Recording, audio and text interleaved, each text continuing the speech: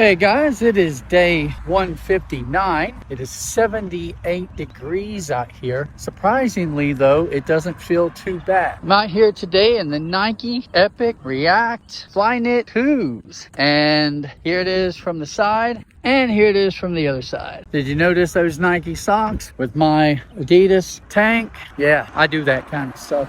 So today I'll be running a ton of intervals. I think I just saw oatmeal fly right out of my mouth. Sorry about that. But yeah, a ton of intervals. I have no idea how many there are. I just programmed it in. It could be a lot. In fact, I think it is a lot. So I'm hoping the old Flyknit 2s can get me through the training today. You know, if I could rewind the clock 6 to 8 years ago, these things here would be amazing. By today's standards, they are firmer, flatter, you know, so they're nothing special. But because I am a little bit of a shoe, I wouldn't call myself a historian because I forget so much about shoes, but I definitely respect the past, and I kind of see it within that light. Without the evolution of shoe foam technologies, we wouldn't be having the nice super shoes that we enjoy today. I think we really have to think Adidas.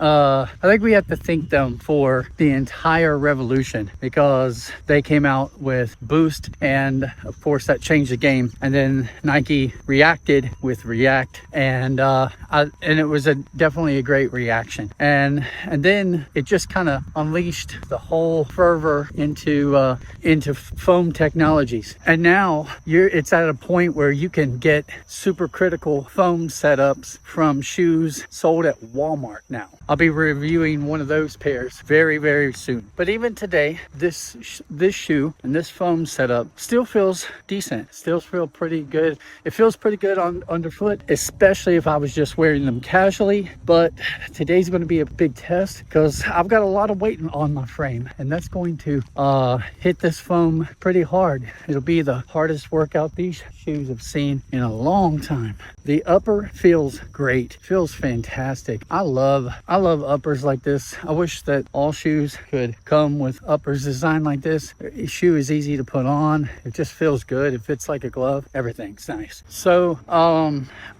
yesterday when I was running my mile, my heart rate got up to like 170, and my theoretical maximum is like 176, I believe it is, for my age range. So that doesn't leave a lot of wiggle room. Now I know that my heart rate over time has gotten higher than that because I've went back and looked, and that's a little crazy to me. So when I got up to 170, I backed off, and when my body went back to 160, I turned up the intensity and resumed running. I only had to do that one time throughout the 1 mile session though, so that's good. So after I put in my data to like ChatGPT, and I was getting some feedback that said essentially my body was already in emergency and panic mode, and so it was building up undue lactic acid. So basically told me that my new recovery kind of window, that target, is 155.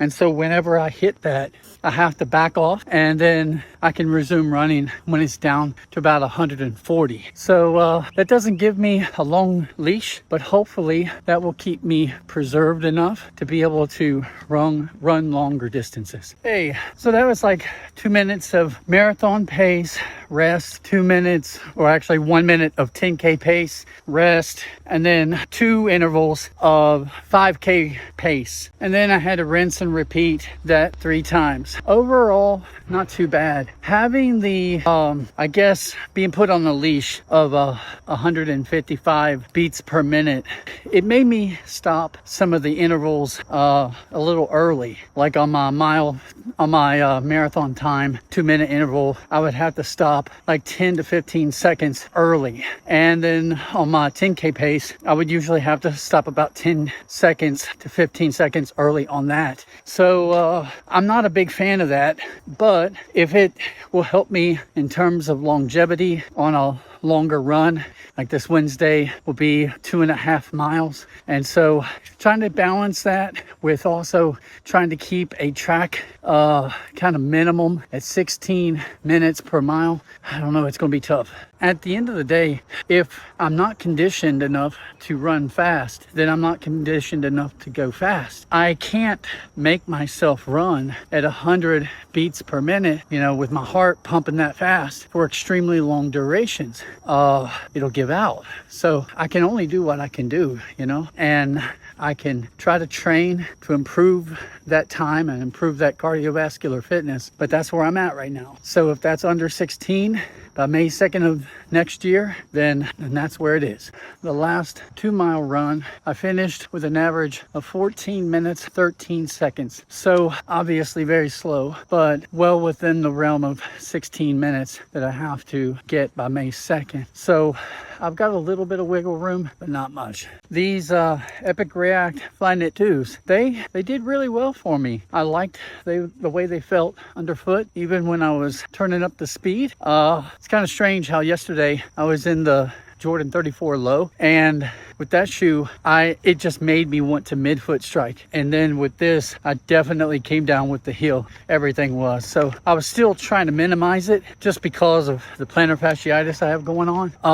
But man, the shoes underfoot are very nice. They are casual winners. They look a little funky, but man, they feel so good. I think the majority of people and runners, they will get a new pair and then roll with that until they put their miles on it, and then they'll get the latest and greatest. And they just keep that cycle up without revisiting probably too much of the past and thinking that it's going to be inferior. And maybe by comparison it is, but I can tell you, just being in these shoes and kind of pushing them hard for a little bit, and even though I'm not going as fast as most runners, I still have a lot more weight than most runners. So I am pushing the shoes pretty hard, and they still feel good even today, like 8 years later or something like that. That's pretty wild. All right guys, that's going to do it for me. I'm going to jump off of here. See you out here tomorrow.